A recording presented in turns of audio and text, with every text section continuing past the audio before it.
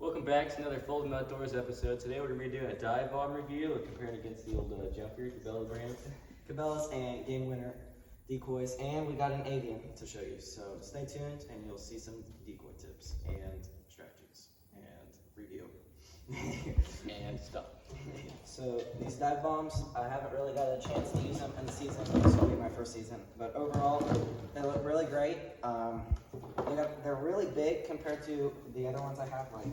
I know this is a head, it's not a fair comparison, but you can just tell it's almost twice the size. This is just feel more flimsy from the start. These are more of a stronger plastic, so if old Hayden shoots them on accident one time, it might last in the water. It might not last. So these I really like, and they feel really rugged, and they're really big, and their paint has held up to my standards, and I don't bag my decoys because I don't have time for that. I mean, it's really cold, and I just want to freaking get out of there. I'm not gonna, oh, this decoy's got to go in this slot, and this little carabiner's got to go in this spot. No. No, we don't got time for that stuff. We don't got time for that. We freaking strap them on the gator on a quack rack type deal, and we freaking drive. Yeah. They're a little cheaper made because these were for $8.50 now, I think. So these run at about $50 with the weights, so that's what I like about them. But they're just a lot flimsier. They're not as big, and they just don't look as good. They won't last you as long as the dive bombs. So the dive bombs cost probably, well, after shipping, it's about $140 with weights, I think. So I really like those. Those are probably a 9 or a 10 easily. Probably a 9 just because they're not an EVA plastic, but I'm not a big fan of EVA plastic, really. They haven't got the old curls on them, so they're double curls, so the good old mallard right there gets the old mallards in the sky like, oh, look at it, he's a And big they're old really boy. big, so they're really noticeable. These have held up for what I need them to do, and these are just a filler decoy. They're EVA, they're really cheap. They run at about $40 a dozen. So you can freaking smash these things. And they're EVA, so I bought them as a filler, and they're really nice to have for cheap. The EVA means by the softer plastic, so they're more flexible and squish down. So if you have one of your boat or gator, you can throw them down there and throw something on top and not going to break like the Game Winners. They're a little stiffer. So these are, for me, with the price point of those, even though they're a little smaller, if their size was bigger, they'd be a 10, but for me, those are an easy 7, just because the price point is so good. These, probably not the best price point. Well, they are a good price point for 6, but they just don't look as good. The paint is not fading, but it chips. Chips really bad, so I'm probably gonna have to replace these with probably more dive bombs.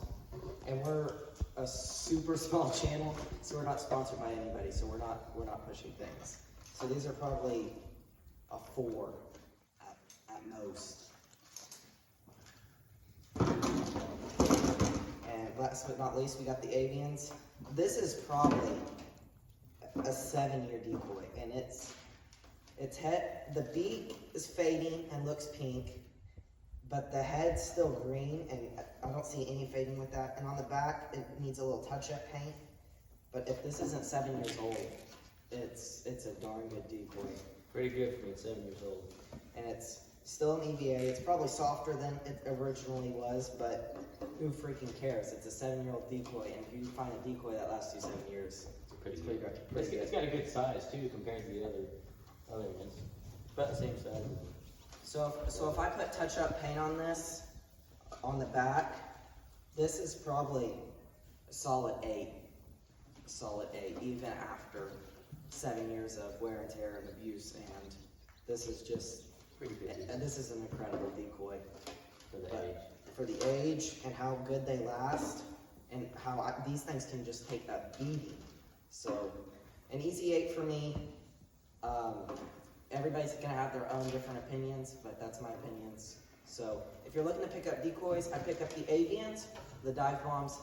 I definitely go with the dive bombs just because they're newer, but If you're looking for a price advantage, cheap, and you don't care about the size of the decoy, pick up these Cabela's 12 pack.